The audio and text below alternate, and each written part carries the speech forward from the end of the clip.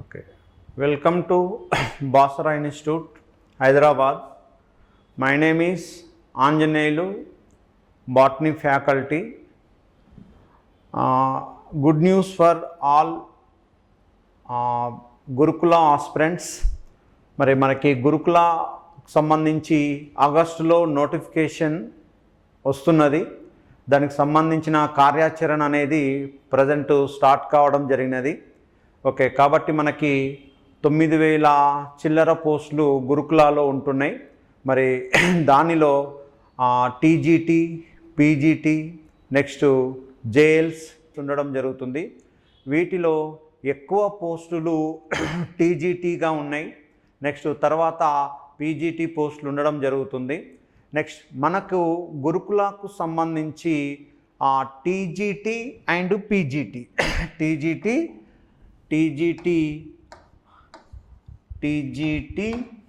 And PGT okay, trained graduate teachers and post graduate teachers, ఈ విధంగా మనకి పోస్టులు ఉండడం జరుగుతుంది.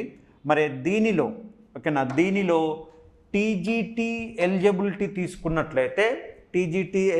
తీసుకున్నట్లయితే ఏమేమి ఉంటుందనంటే నెక్స్ట్ డిగ్రీ బీఈడితో పాటుగా నెక్స్ట్ టెట్ క్వాలిఫై ఉండాలి.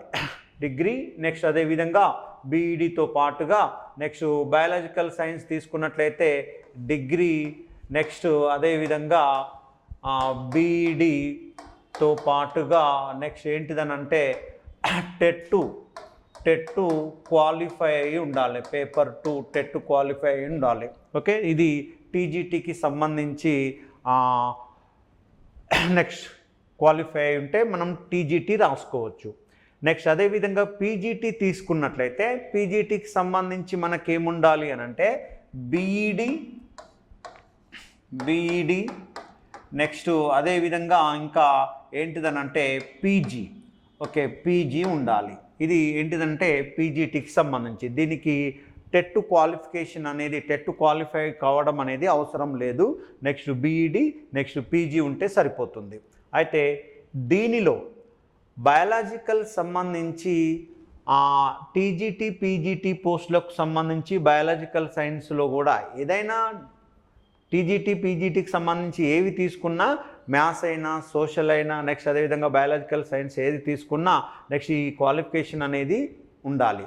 అయితే దీనిలో ఇంకో మనకేంటిదనంటే నెక్స్ట్ పీజీటీలో నెక్స్ట్ ఇక్కడ ఏంటిదనంటే ఎనీ పీజీ తీసుకున్నట్లయితే నెక్స్ట్ బాటనీ జువాలజీ ఉన్నవాళ్ళు నెక్స్ట్ ఇంకా ఏంటిదనంటే వాళ్ళు పీజీటీ బయాలజికల్ సైన్స్ రాసుకోవడానికి అవకాశం ఉంటుంది.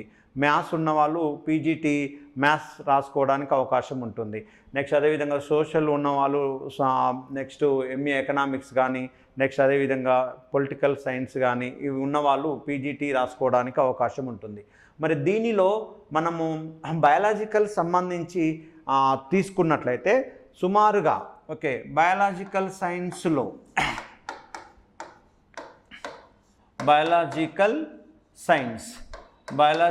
సైన్స్లో మనకేంటిదంటే టీజీటీ పీజీటీ పోస్టులు నెక్స్ట్ అదేవిధంగా పీజీటీ పోస్టులు అనేటివి ఉండడం జరుగుతుంది.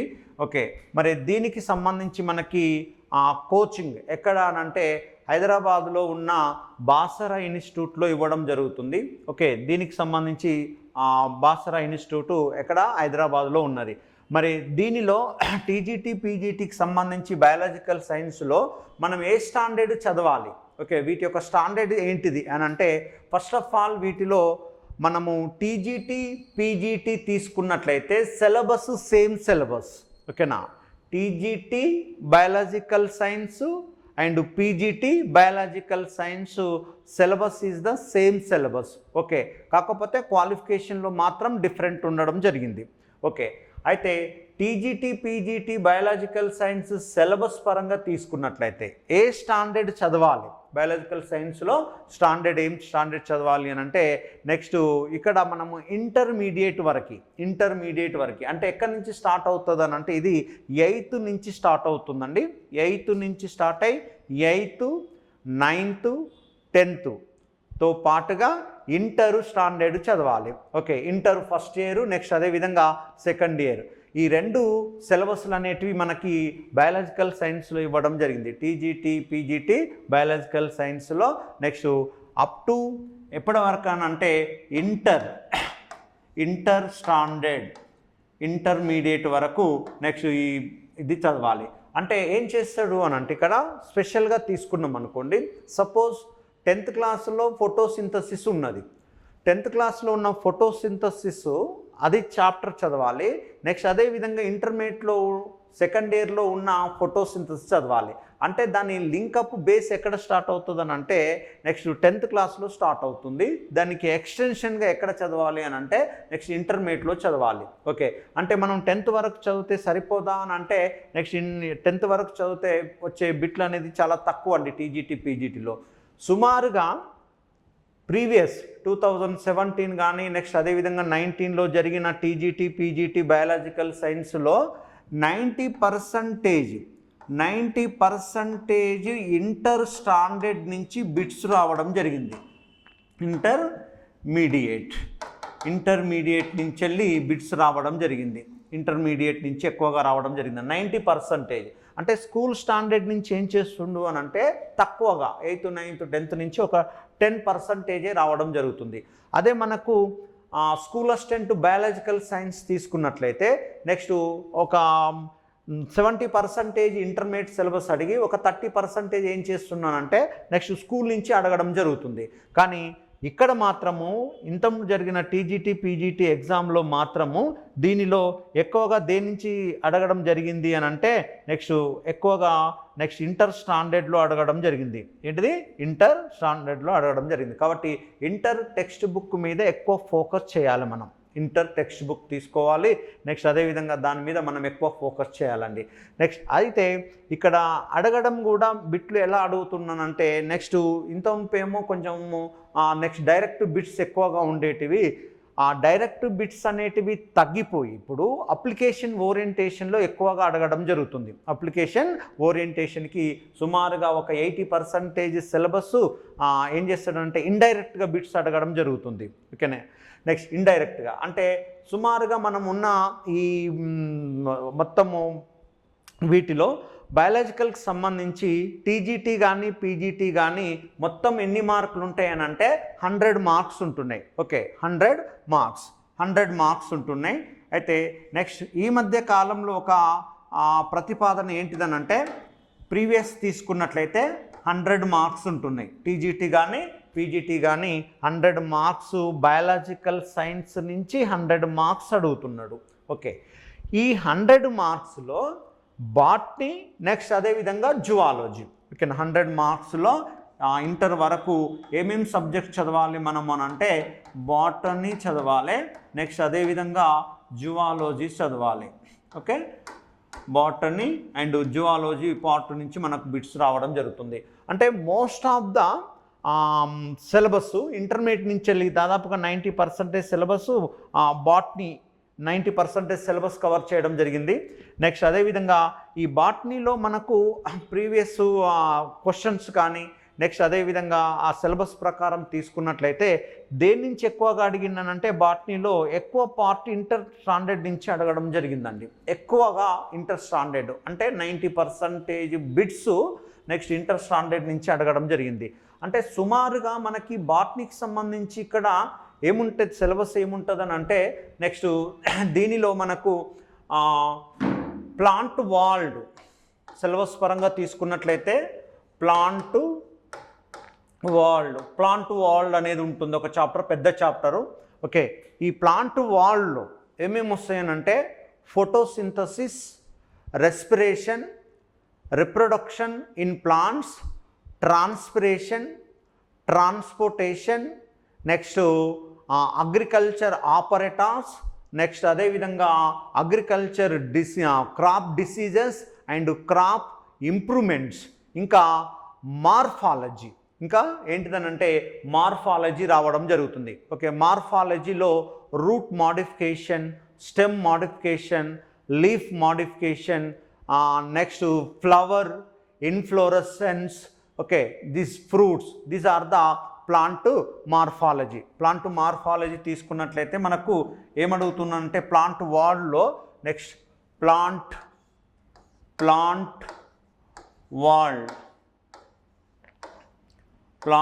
వాల్డ్ తీసుకున్నట్లయితే ఏంటిది, దీనిలో మనకు ఎక్కువగా అడిగే బిట్స్ ఏరియాని టచ్ చేసినట్లయితే ఏమడుగుతుంది ఇక్కడ అని అంటే next photosynthesis,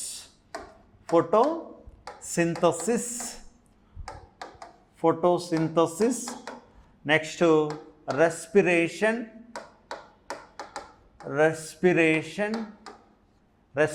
in plants, next plant growth and plant growth development, దీన్నే phyto hormones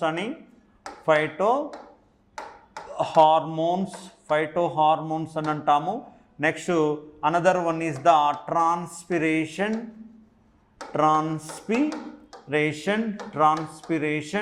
next transportation,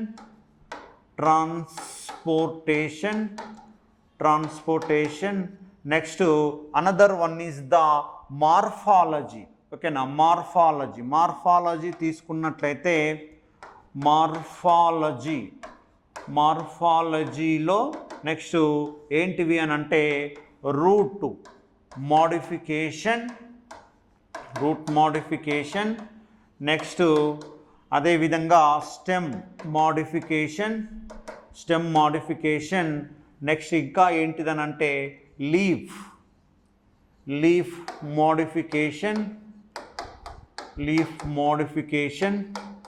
next అదేవిధంగా inflorescence,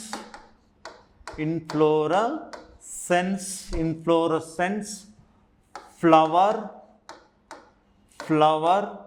next flower and fruits. ఇవేంటి అని అంటే ప్లాంట్ వరల్డ్కి సంబంధించి సిలబస్ తీసుకున్నట్లయితే ఇది దీనిలో బిగ్గెస్ట్ యూనిట్ అండి. బయాలజికల్ సైన్స్ టీజీటీ పీజీటీలో plant world is the one of the unit. ఈ యూనిట్లో మనకేంటిదని అంటే నెక్స్ట్ ప్లాంట్ ఫిజియాలజీ కవర్ చేస్తాడు, సెకండ్ ఇయర్లో ఉంటుంది ప్లాంట్ ఫిజియాలజీ. నెక్స్ట్ ఇంకేంటిదని అంటే మార్ఫాలజీ కవర్ చేస్తాడు, ఇది ఫస్ట్ ఇయర్లో ఉంటుంది. Okay, plant physiology is the second year intermediate topics. Next అదేవిధంగా ఫస్ట్ ఇయర్కి వచ్చేసినట్లయితే టాపిక్స్ ఏంటి అని అంటే మార్ఫాలజీ ఉంటుందండి. మార్ఫాలజీలో root modification, stem modification, leaf modification, inflorescence, flower and fruits. This is the first year intermediate syllabus పరంగా తీసుకున్నట్లయితే దీనిలోనే ప్లాంట్ వరల్డ్లోనే agriculture operators, next crop diseases and crop yielding, improve the crop yielding అంటాం. Okay, ఈ విధంగా ఈ chapters ఉండడం జరుగుతుంది. ఇవి ఏంటి అంటే మనకి ప్లాంట్ వరల్డ్కి సంబంధించిన చాప్టర్స్ పరంగా తీసుకున్నట్లయితే నెక్స్ట్ ఇక మేజర్గా అంటే దీనిలో ఉన్న పెద్ద చాప్టర్స్లో ప్లాంట్ ఫిజియాలజీ ఒకటి, నెక్స్ట్ మార్ఫాలజీ ఒకటి. ఓకేనా, నెక్స్ట్ ఇంకొకటి ఏంటిది దీనిలో అని అంటే నెక్స్ట్ క్లాసిఫికేషన్, బయాలజికల్ క్లాసిఫికేషన్ అంటాం. Biological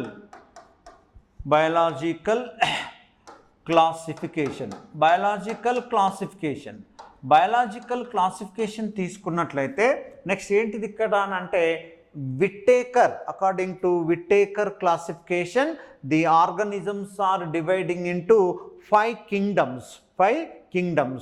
okay, Monera, Protista, Fungi, Plantae and animalia.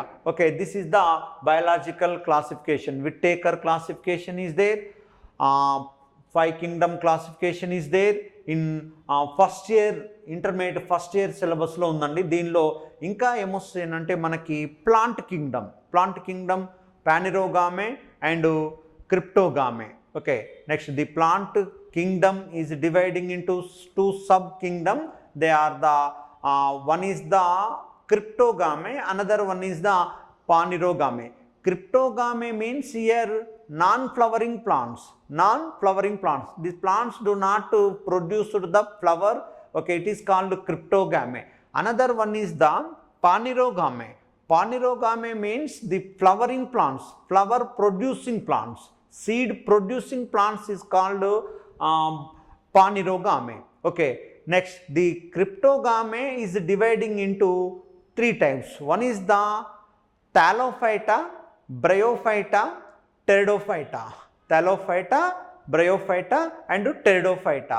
Next, the Thallophyta is dividing into 2 types. One is algae and fungi. అంటే ఇక్కడ మనము బయాలజికల్ క్లాసిఫికేషన్లో ఏం చూడాలి అని అంటే algae characters, general characters and examples and classification of the algae. Next, another one is the fungi. Fungi general characters and classification of the fungi is there. Another one is the bryophytes. Bryophytes general characters and classification of the bryophytes. Next, another one is the pteridophytes, general characters and classification of the pteridophytes. Next, gymnosperm. Gymnosperm general character and classification. Another one is the angiosperm, general characters and angiospermic classification is there. Okay, this is the biological classification. Biological క్లాసిఫికేషన్లో ఇవి ఈ chapters చూడడం జరుగుతుంది. ఇది ఎక్కడ ఉంటుంది అని అంటే మనకి ఎక్కువగా ఇంటర్మీడియట్ ఫస్ట్ ఇయర్లో ఉండడం జరుగుతుంది బయాలజికల్ క్లాసిఫికేషన్ తీసుకున్నట్లయితే. Okay, next another one chapter is the next cell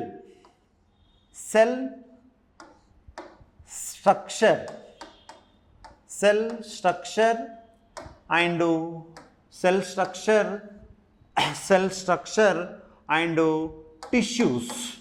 Cell structure and tissues. Okay, next here tissues means plant tissues is there, plant tissues and animal tissues is there. Animal tissues is there, plant tissues and animal tissues is there.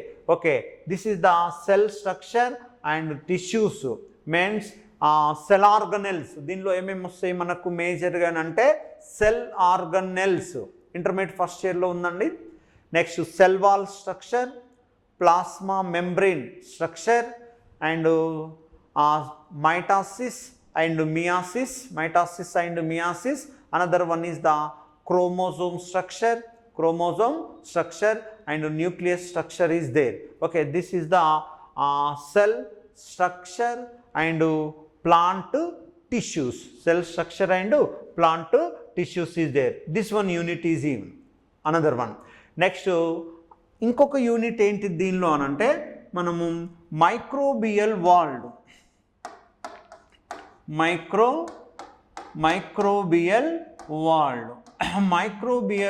అంటాం. Microbial world తీసుకున్నట్లయితే next microorganisms means like bacteria, virus, fungi, next protozoan. Okay, protozoan. Inka platyhelminthes, nematohelminthes is there. Next, harmful and beneficiary bacteria. Harmful bacteria and beneficiary bacteria. This is the ante harmful microorganisms and beneficiary microorganisms is there. Okay, in this chapter microbial world, bacteria, virus, fungi, protozoa and helminthes parasites. Okay, this is the microbial world. మనం ఈ chapter తీసుకున్నట్లయితే microbial world ఇంకేముంటాయి అంటే harmful bacteria అంటే harmful microorganisms చెప్పొచ్చు. Next another one is there, that is the useful bacteria and beneficiary bacteria or next beneficiary microorganisms. అంటే మనకి ఇక్కడ మైక్రో ఆర్గానిజమ్స్ వలన నెక్స్ట్ నష్టాలు ఉంటాయి, అదేవిధంగా లాభాలు కూడా ఉండడం జరుగుతుంది. మరి అవి ఎక్కడ ఉంటాయి అని అంటే ఇది ఎక్కడ ఉంటుంది అని అంటే మనకు ఇంటర్మీడియట్ సెకండ్ ఇయర్లో ఉంటుంది. ఇంటర్మీడియట్ సెకండ్ ఇయర్లో మైక్రోబియల్ వాల్డ్ ఉండడం జరుగుతుంది. ఓకే, ఇవి ఏంటి అని అంటే నెక్స్ట్ బాటనీకి సంబంధించిన సిలబస్ పరంగా తీసుకున్నట్లయితే ఇంకా ఏంటిదని అంటే సైన్స్లో బయాలజికల్ సైన్స్లో scientists and branches of the biology and national institutions and this is the introduction of the biology and science అని చెప్పడం జరుగుతుందండి. ఓకే, దిస్ ఈజ్ ద మనకి సిలబస్ పరంగా తీసుకున్నట్లయితే.